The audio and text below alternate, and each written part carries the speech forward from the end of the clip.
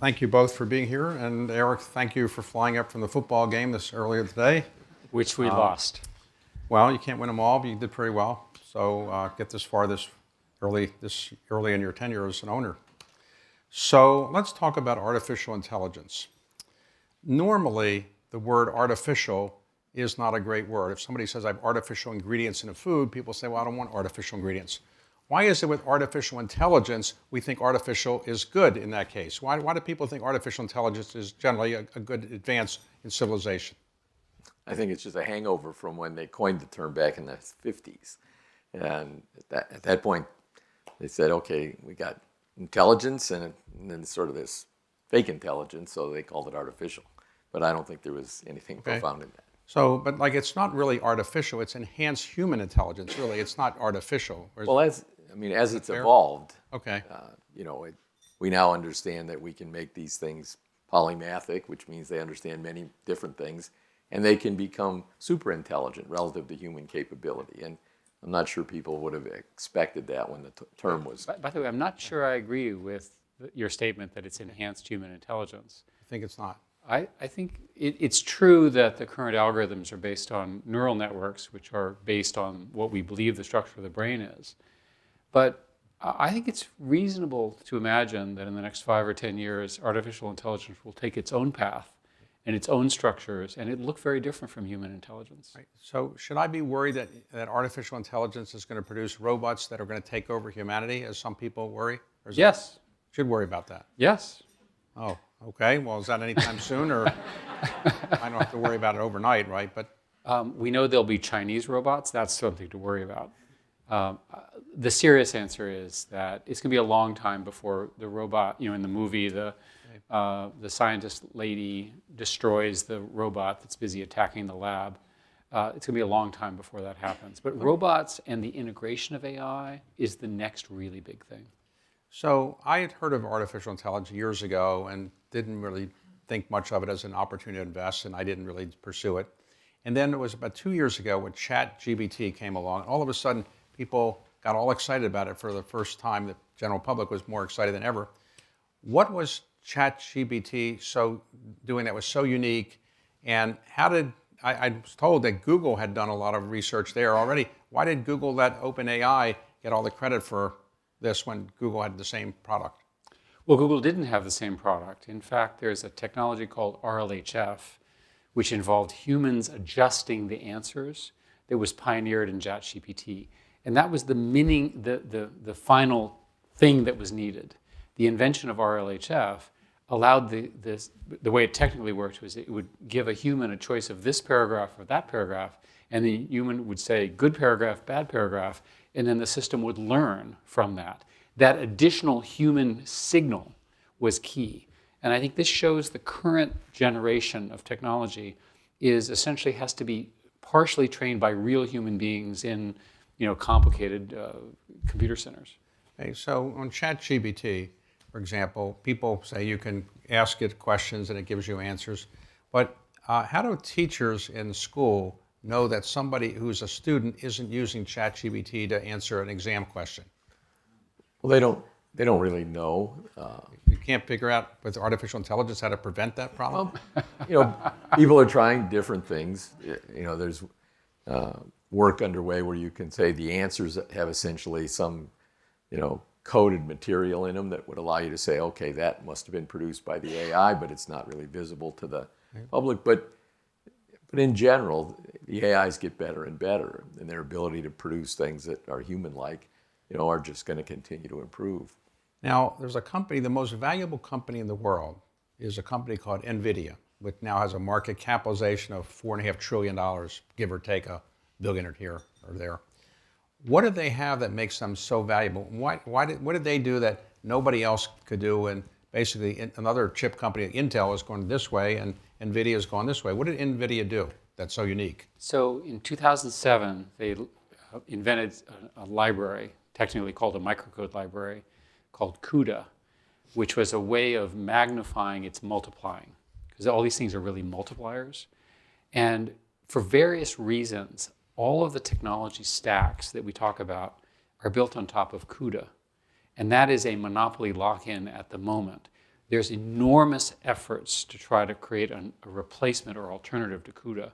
But right now, when you want to build one of these systems quickly, the fastest way to do it is to call up Nvidia or its partners and say, turnkey this thing, and all the software just works, and it works well. And as a general rule of thumb, when something goes up this much in the stock market, at some point it goes the other way. So is Nvidia a company that I should be looking at as a great short, or should I say this is something that's going to keep going for a while? That's a typical David question. So there will be competitors to Nvidia.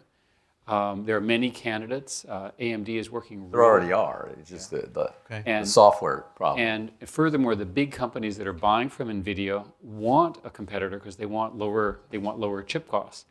Nvidia continues to produce extraordinarily powerful supercomputers. What is basically called the Blackwell group is so powerful that the entire supply for the next year is sold out to 4 companies, which are the big hyperscalers. So that's a strong position to be in at the moment. So in the 1950s, late 1950s, Sputnik was launched, and the Americans got very upset that they were falling behind, and all of a sudden people had their kids go learn science and so forth, so on. Then when we were afraid the Chinese were getting ahead of us, we invented the acronym STEM, and everybody wants their kid to be a science, technology, engineering, math person so they can get a job at Google or Microsoft or Goldman Sachs or something.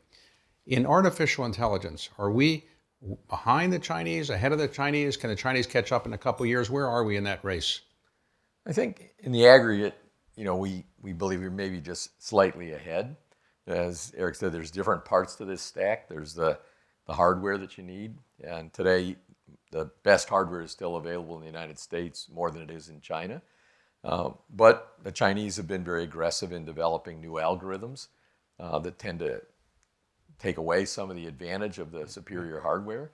And so, and there was some recent announcements from the Chinese efforts just in the last couple of weeks that have had surprisingly positive results. And people have said, wow, they're basically pulling even without the access to the hardware. Now, so this is going to be a horse race. So one way to think about it is, what's the thing that causes an entire country to go crazy?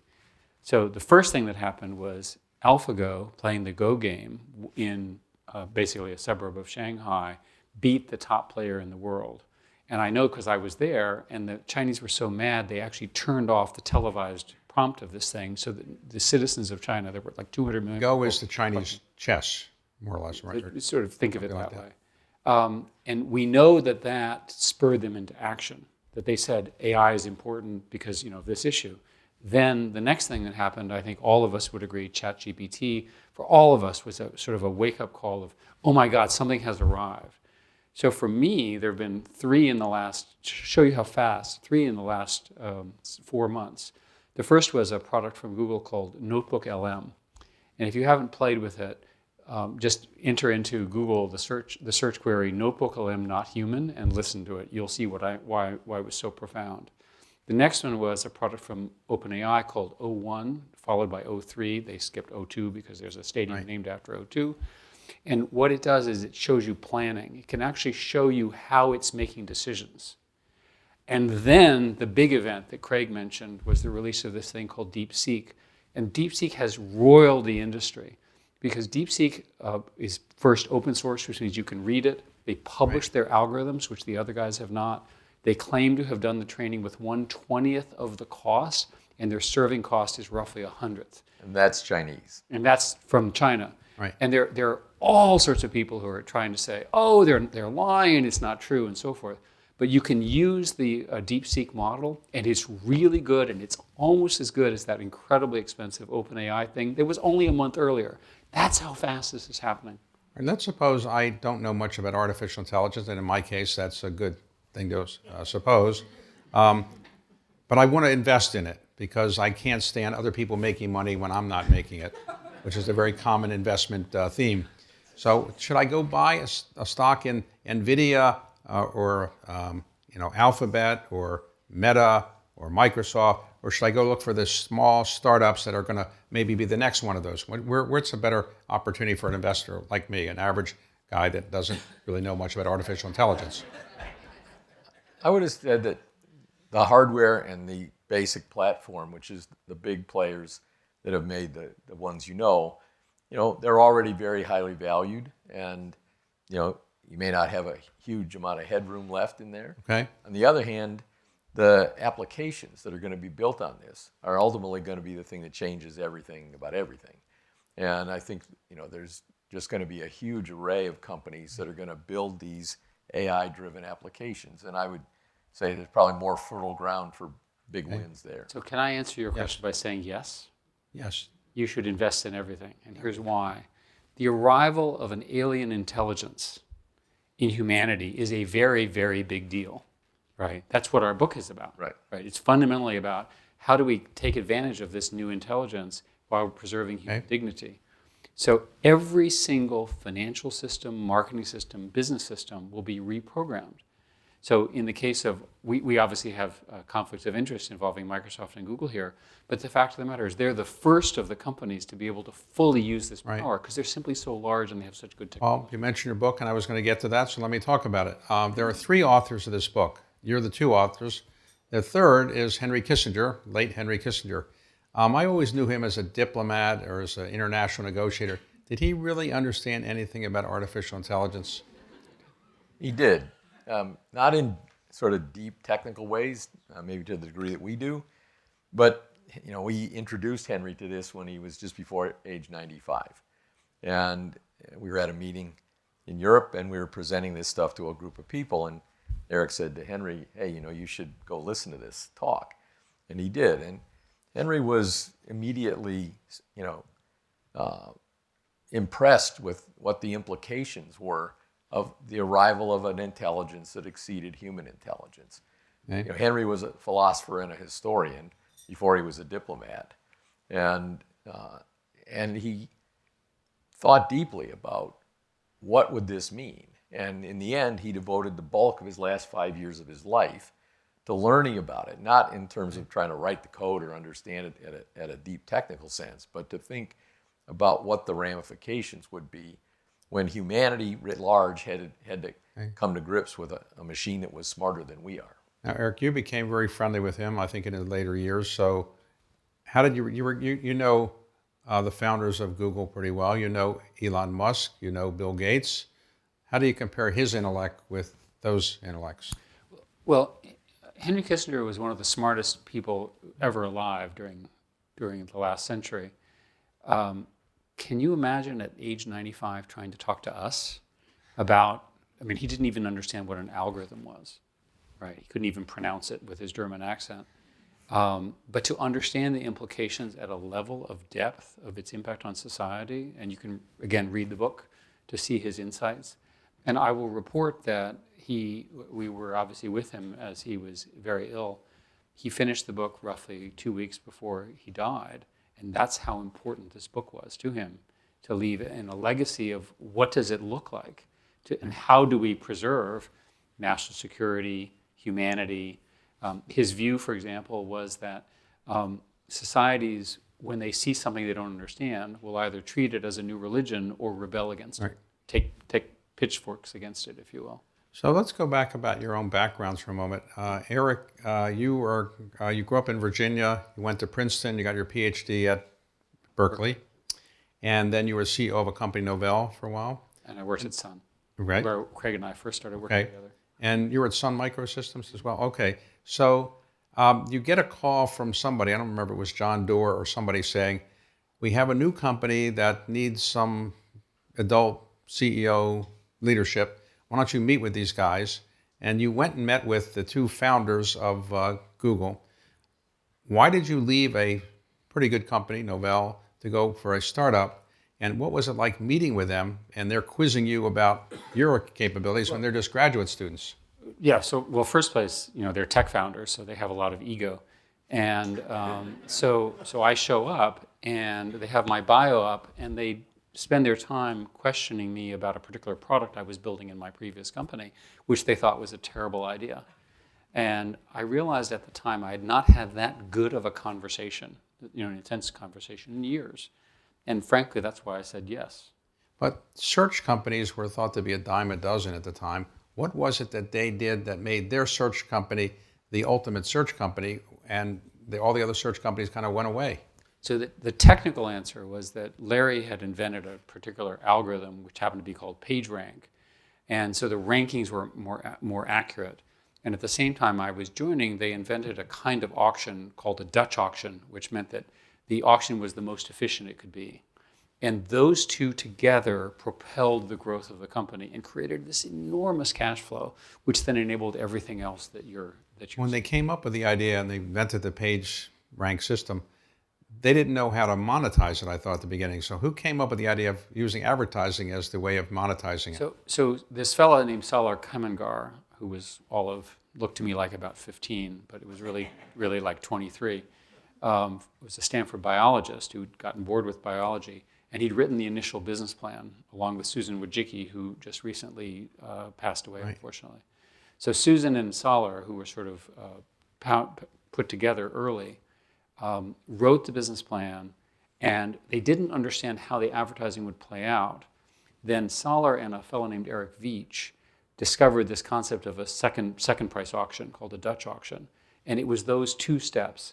What was interesting is we did an analysis of the original business plan, and Google actually hit its original plan, but using different path. One of the unusual things about the early days of Google was you had what's called 20% time. You could spend 20% of your time doing whatever you wanted. You had no dress code, as I recall. We had one. You had to wear something. And we had a problem, and so we had to actually change the rule a little bit. And you had another novel concept, which was you give free food to your employees so they won't go to a restaurant somewhere and waste time. Who came up with all those clever ideas? Largely Sergey. And there was a famous event before I joined where the venture capitalists were so mad at Larry and Sergey they wanted their money back, which would have been the largest error in venture capitalist history. Thank God it didn't occur. So they had an unusual view, and to give Larry and Sergey credit, their view was that a company was a family, and they wanted everyone to work all the time. And so if you basically treated them like a house and a family, we had this problem where people would sleep in their cubicles. And I eventually pointed out that that was illegal, and so we had to have another rule, which is that you could live there, but you couldn't sleep there. Well, one famous story you told is how one time you're the CEO and you go away for a week or so, you come back and somebody's occupying your office, a young person. And what did you tell this person? Get out of your office? You know, what happens is, Google's a strange place, and when you're a new executive, you don't want to create a cultural faux pas. So my advice to any of you when you get a new job is keep your mouth shut and listen and try to figure out how the culture actually works unless you create some error. So I'm in that mode. So this fellow's in my office, and I said, what are you doing here? He said, well, your office was empty. And I said, well, okay. He said, you're never here. And I was in a 5-person office.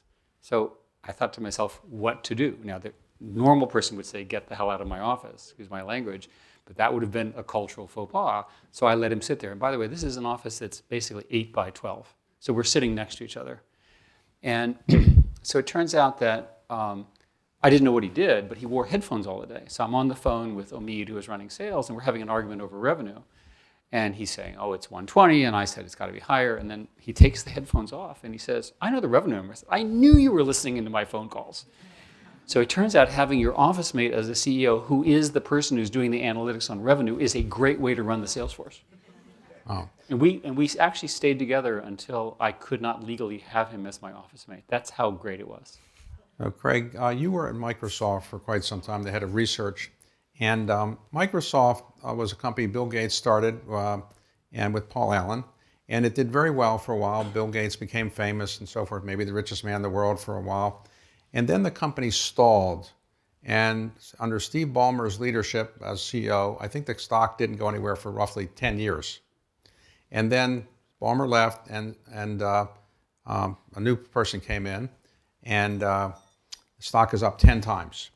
What did this new CEO do that changed the whole trajectory of Microsoft from a kind of a stalled company that wasn't really novel and really wasn't doing anything great to a company that could compete with the other great tech companies? Well, I think during the flat period, a number of things had happened in the industry, the emergence of the cell phone and the iPhone, other things, which Microsoft had worked on, but basically was late to bring, its own effort to the marketplace. And so, that put people in a mindset that said, well, Microsoft, had its heyday with the personal computer, and that's big and important. It's going to be there for a long time, but they're not part of the new businesses. We didn't have a search business at the beginning. We didn't do a lot in phones until late. And I think that contributed to the flatness. Satya came along and Satya Nadella. Satya Nadella, who's the CEO now, was chosen to replace Steve. And, in my mind, Satya and I basically, passed. I was leaving or retiring at the same time he was starting. And when I look back, there are three things I think Satya did. One, he recognized that Microsoft had a culture that had evolved over some decades, but it kind of got locked in at the point where Microsoft was king of the hill in the personal computing business. And the company oftentimes had as much internal competition as it did externally focused competition. Right. And he thought that was a problem. And I think another issue that he recognized was that the company had been very successful in some markets that had really started to mature and slow down. And so he didn't think there was enough focus. So his first thing he did was to set about to change the culture of the company, to have more of what he called a growth mindset, and to really recognize that the competition was not itself, but with other people. The second big thing he did was he recognized that despite Microsoft having had its success on software that ran in local devices, personal computers and other things, that things were moving to both a mobile environment and to the cloud-based computing thing. And Microsoft had efforts in those areas, but they weren't really the focal point. And so he changed that. And then the third thing, which was more recent, was when he was given the chance to put this deal together with OpenAI.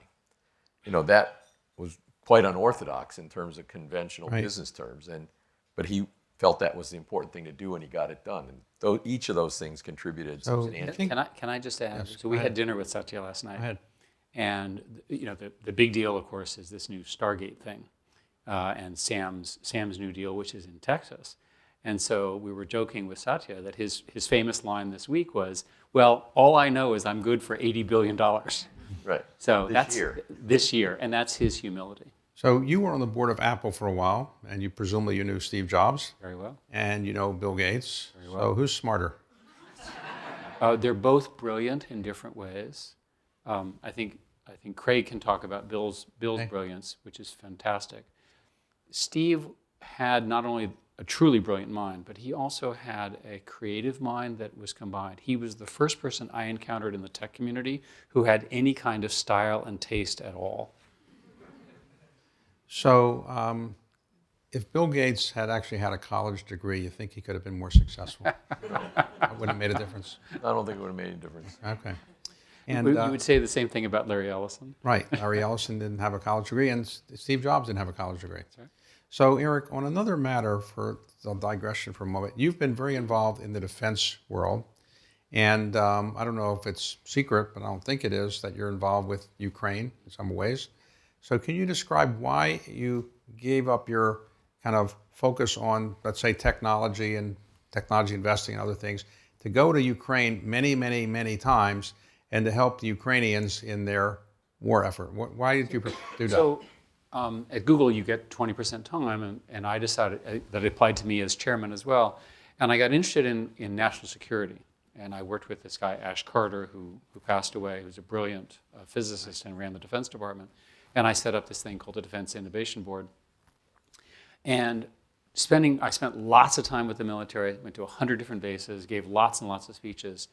And it's almost, the level of change resistance is profound. If you want to understand how bureaucracies behave, visit the Pentagon, right? And this is not a new fact. This has been established for 50 years. So I got interested in how could you actually change it.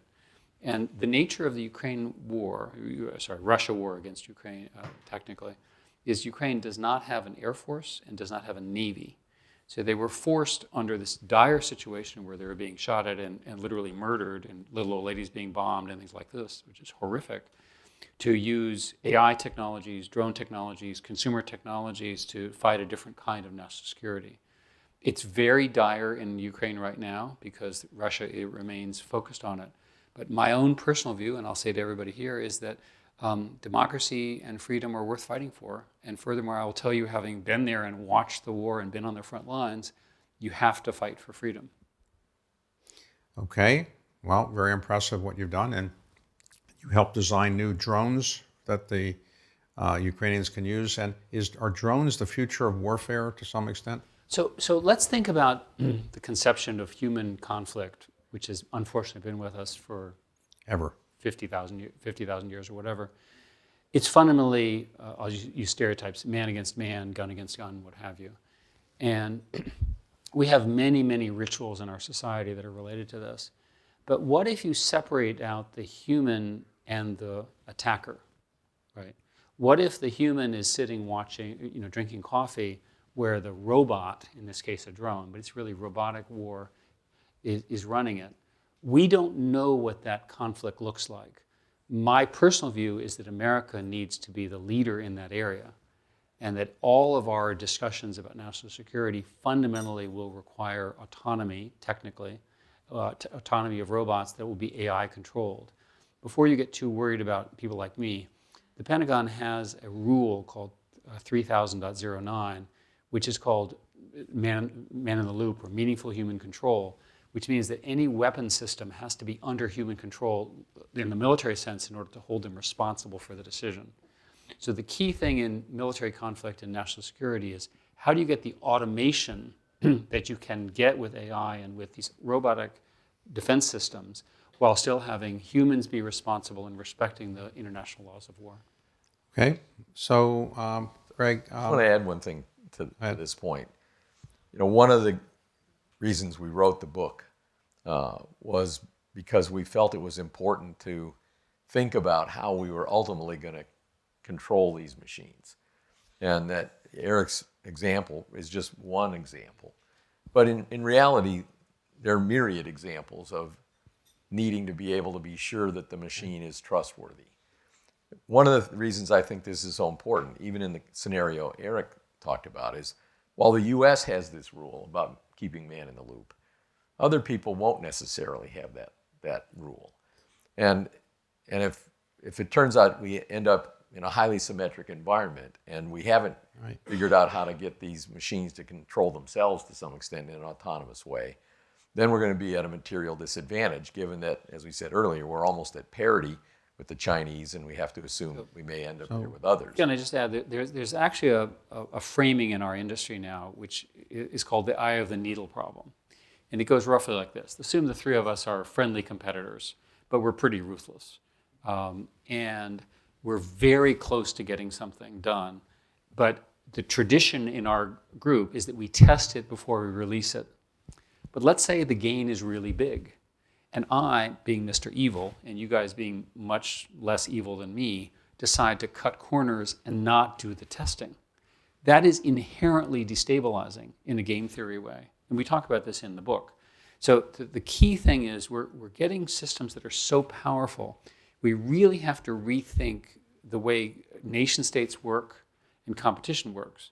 And Dr. Kissinger, Henry, and us spent an awful lot of time discussing how would you get our opponent, in this case it's the Chinese, to the table to discuss this before a tragedy. Indeed, Craig organized this track 2 dialogue with the Chinese. So he invites me to this thing, so he's running it.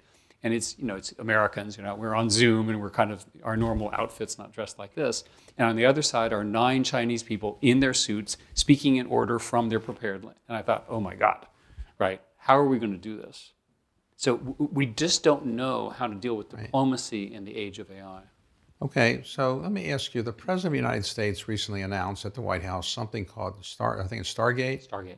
And where supposedly $500 billion from the private sector is going to be invested, I guess, in a facility in Texas, maybe, that will do... Multiple places, which will do what? What will that do? And why would Elon Musk, after the announcement was made, say, these guys that the president said have the $500 billion don't have the money?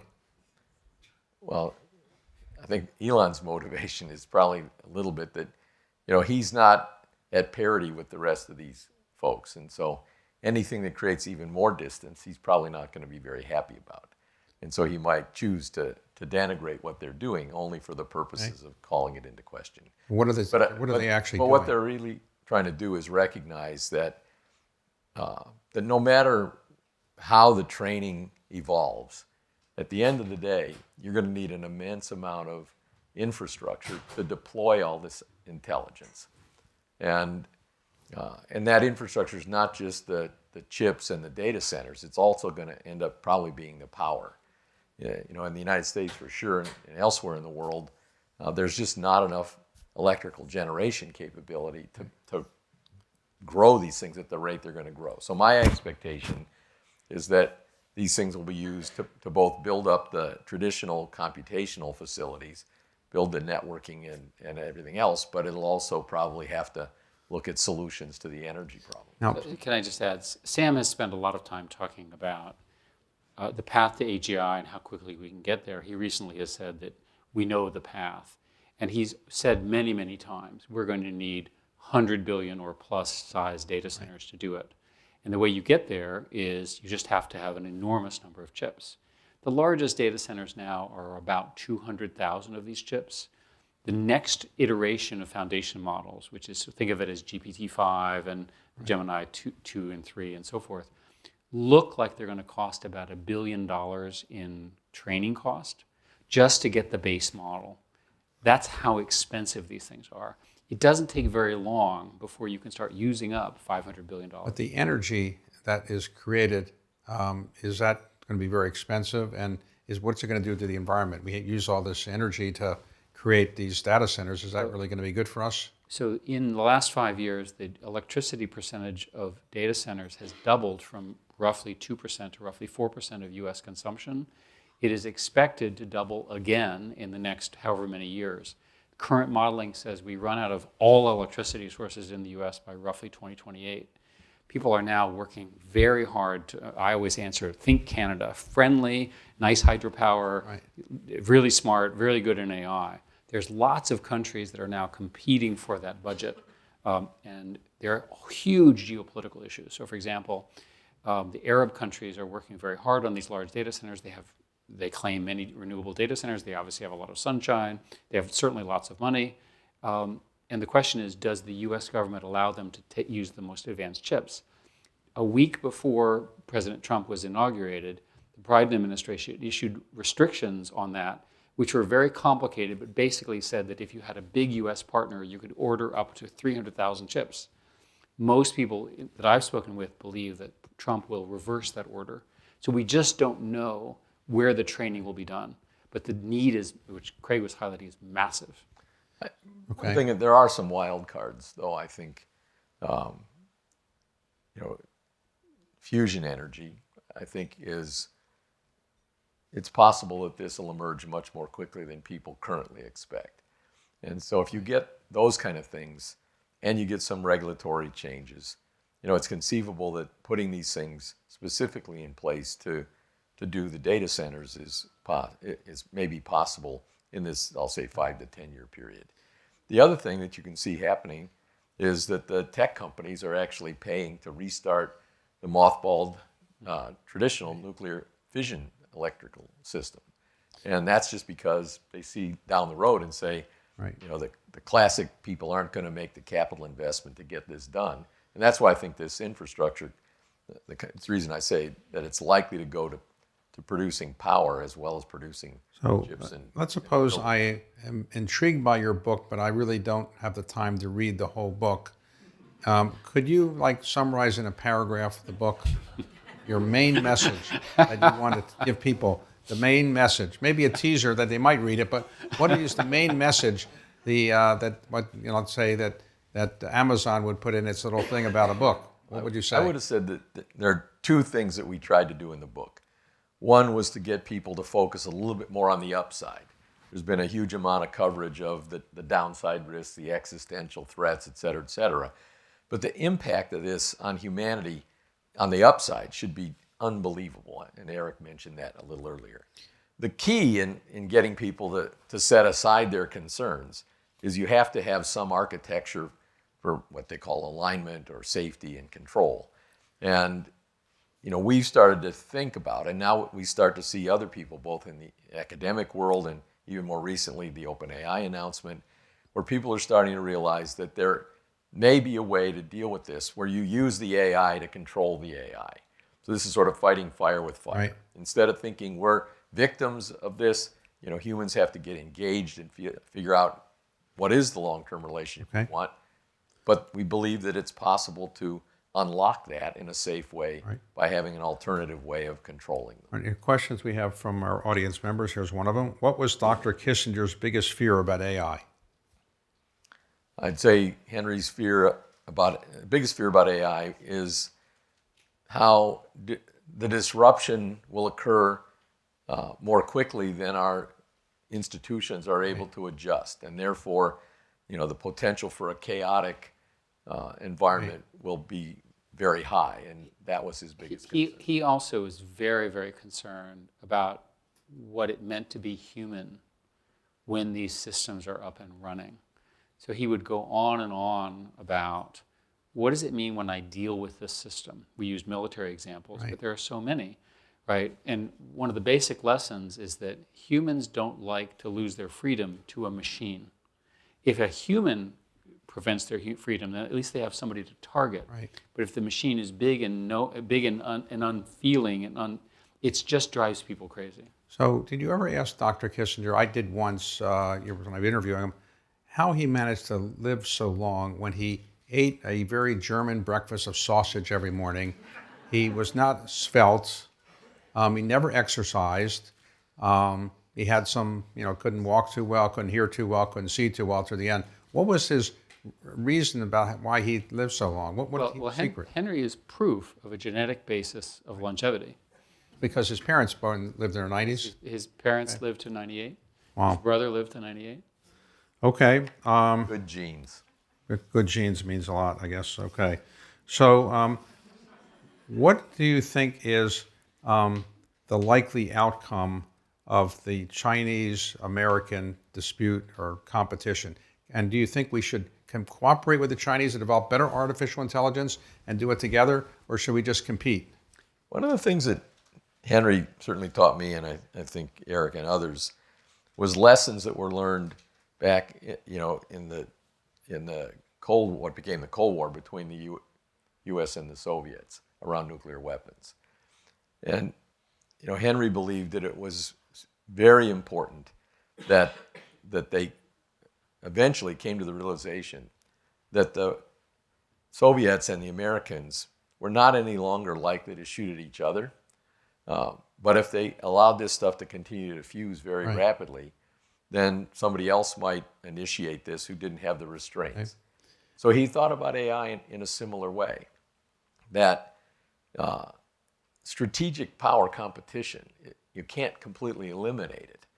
But even when you have it, and we still have it between the now Russians and the West, but even when you have strategic power competition, you may find common ground, to do something that, benefits both of the players, but doesn't require them to sort of lay down, their position. And I think Henry and we believe that we need to help move things in that direction. Here's a question for Eric. Eric, if you were starting an AI company, what space would it be in and why? The vast majority of revenue in the next few years, you were asking about which companies, is going to be in what is called business process automation. And the new technology this year are called agents, and an agent can be understood as like a travel agent. And the agent, you feed it language in and it does language out. So let's say you want to build a house. Well, you try to figure out, you have an agent go look for a house, then you have an agent read all the rules, then you have an agent design the house, then you have an agent contract with the contractor, then you have an agent watch the contractor, then you have that agent sue the contractor, and you have and you eventually pay the contractor. Each of those is an agent. And jokingly, it's obviously very serious, I've just described workflow in every company in the world. So the automation of that is an enormous industry. And so agents applied to traditional business processes is probably the biggest one.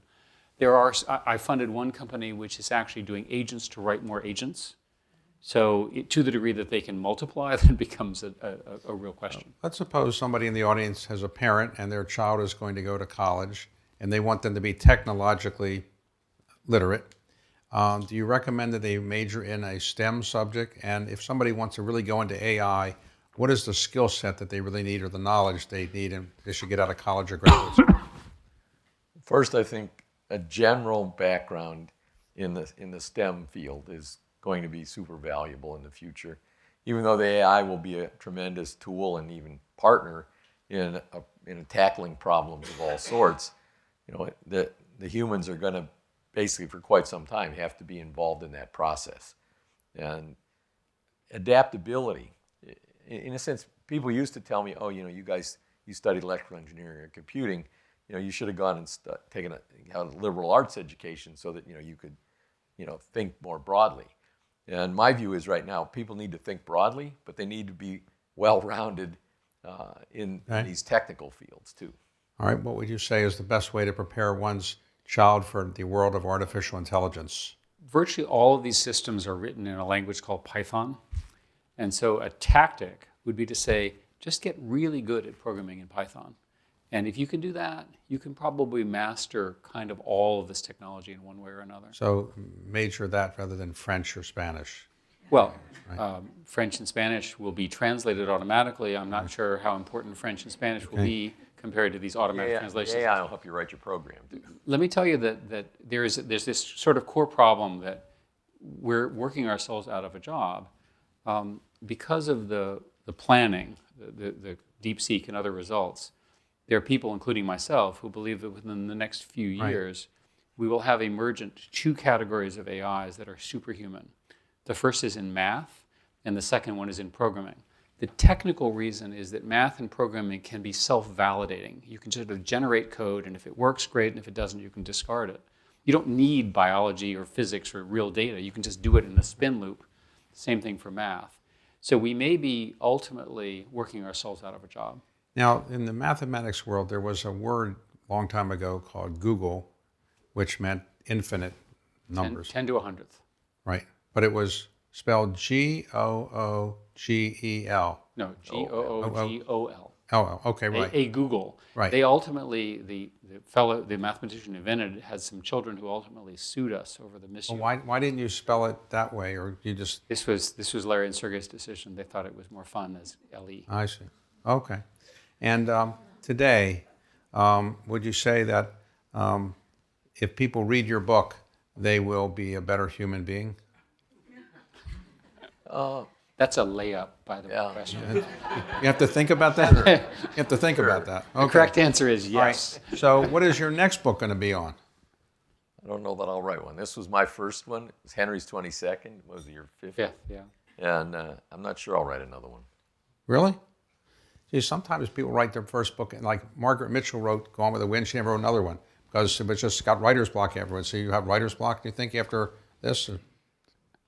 I hate to write. Okay. All right. It was a real effort for me to write this. So Donald Trump has some tech people working for him, I guess. Now you may know some of them. Is his tech policy going to be a lot different than the Biden tech policy, would you say? He appears to have in the process of canceling all of the Biden orders. And my own opinion is that they will reemerge in a China strategy. Because the issues around national security are not tied to any particular administration. The Trump administration, followed by the Biden administration, did a very good job in terms of hardware controls, export controls, but not enough. The second Trump administration will have to deal with this question of Chinese thing. My own view is President Trump is apparently a deal maker. There's a deal to be made.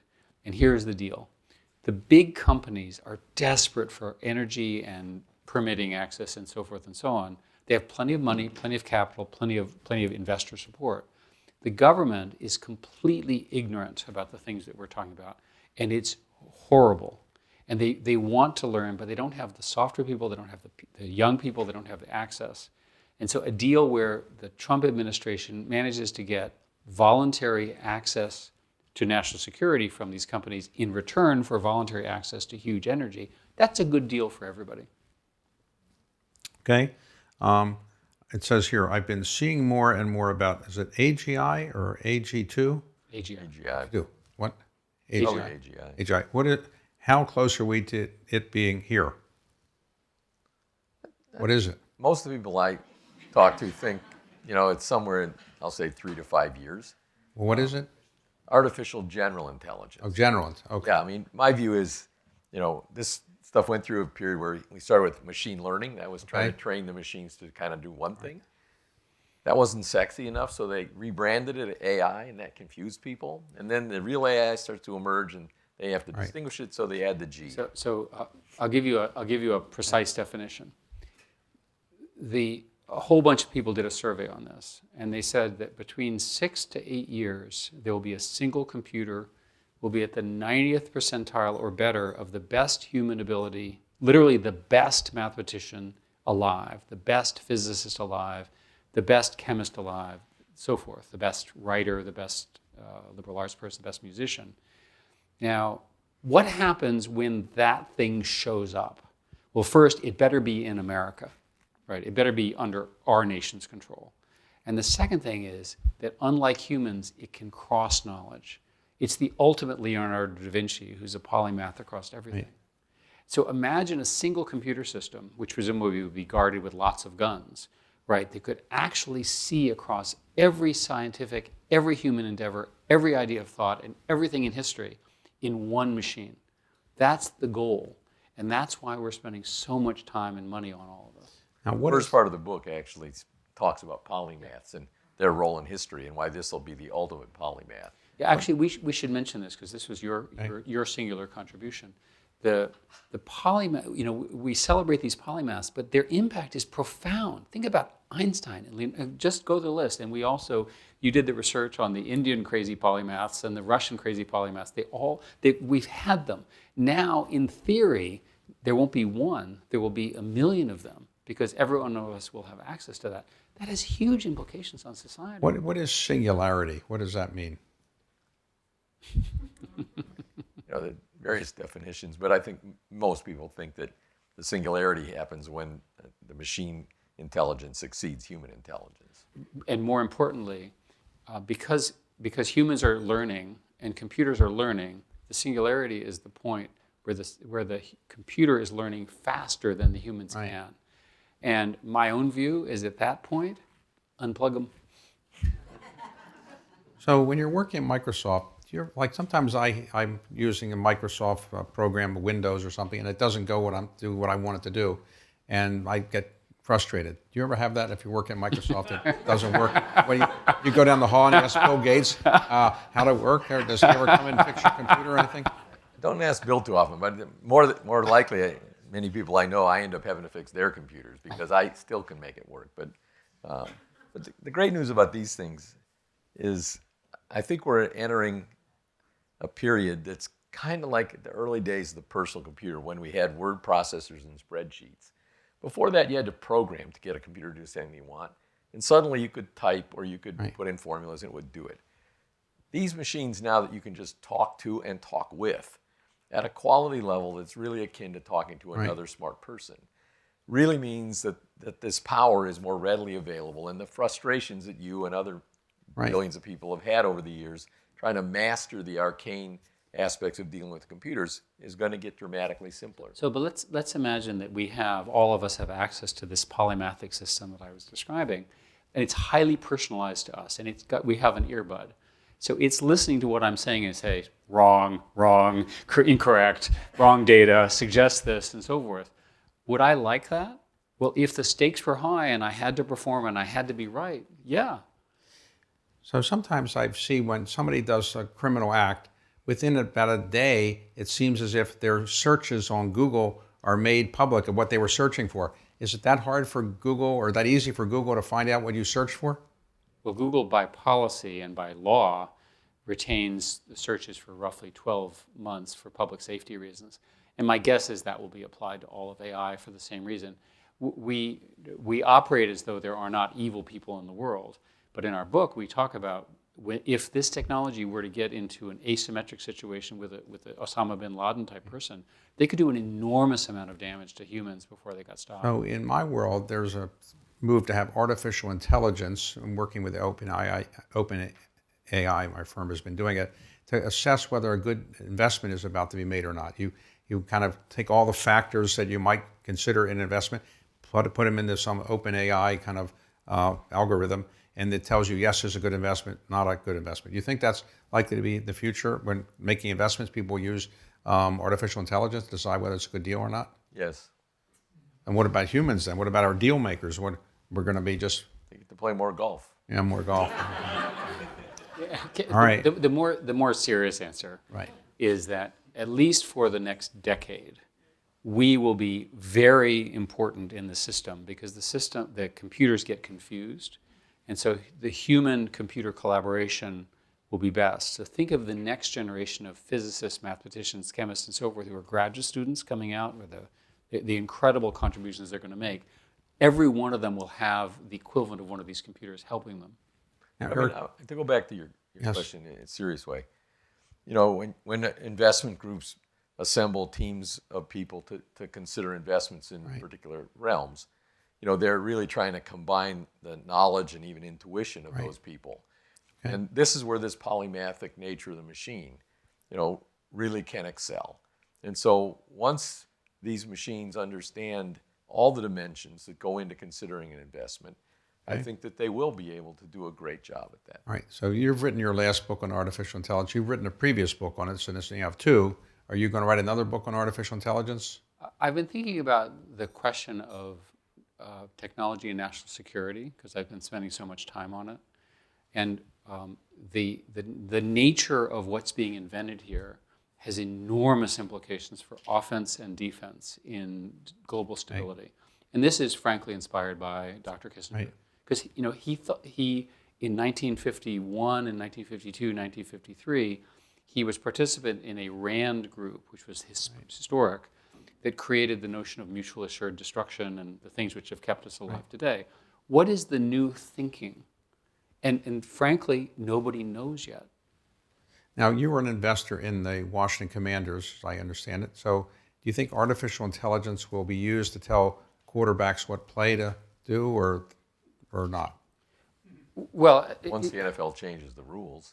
So one of the questions is, do you think that let's use Formula One. Do you think Formula One would be interesting if the cars were all electronic vehicles and there were no humans in them? Of course not. So I think human sport will always fundamentally involve the incredible athletic prowess and failures of such people. But the structure and the guidance, so for example, in today's game, there was a question of whether you do a two-pointer or one-pointer after a touchdown. And the analytics now say, on balance, you should do the two-pointer. But most people think that's too risky. So for me, the question is, can you build an AI system that can more accurately model the probabilities in these games? And the answer is yes. But I don't think that's the highest and best use of AI. I think the highest and best use of AI is to do things which are digital in nature, where humans can't think that deeply. You can't remember a million things at once. Well, we've reached our 1 hour mark, so I want to thank you. The title of the book is? Genesis. Okay, and where'd you get that from? Henry loved one-word titles for books. We didn't actually name it before he passed away, so in his honor, we thought about the things he was worried about, which was the new beginning for humanity, and a one-word title and picture. There it is. Henry believed very strongly that we are in a new epoch of humanity, that this is the beginning of it. We're privileged to be alive today because this is the beginning of the Renaissance. This is the beginning of the Enlightenment in a new form. So when you think of it in the context of, take a long-term view, your life, your children's life, your grandchildren's life, what will their life be in 50 years when these systems are in place, interacting with us every day, right? Inventing things, creating trouble, and so forth. Many of you will sit there and say, oh, well, no one will have a job, everyone will be on the beach doing art or what have you. I don't happen to agree with that. Other people have said, oh, it's horrific because then people will be pitting robots against each other, right? We just don't know. But the arrival of this intelligence and the platforms that it is implied is more than another tech story. It's more than another IPO. It's more than us all making lots of money and then Magnificent Seven. It is a foundational change in human life, which people will talk about for 1,000 years.